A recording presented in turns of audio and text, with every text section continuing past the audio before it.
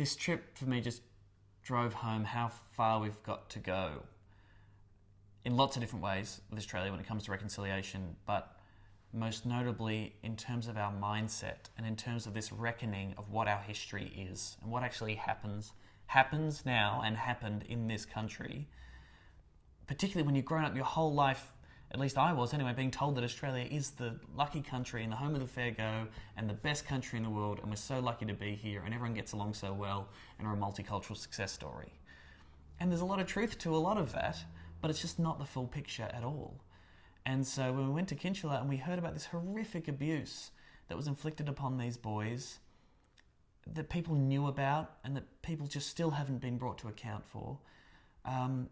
is extremely shocking and depressing. And I know that there are lots of horrible things throughout Australia's history,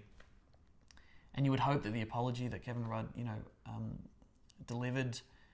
went some way to help healing that wound, but I still think it's there.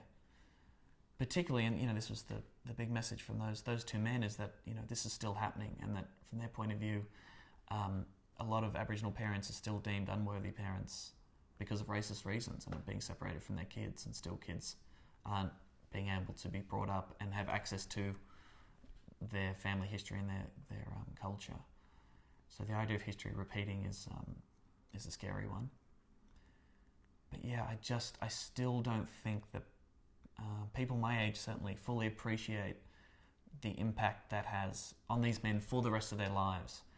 And they told us that affected their ability to be fathers themselves, which then affects their children and their children. This idea of hereditary trauma, and the idea that those actions of the past are still affecting Aboriginal people today. To me, we've got a long way to go before we fully acknowledge and accept all that.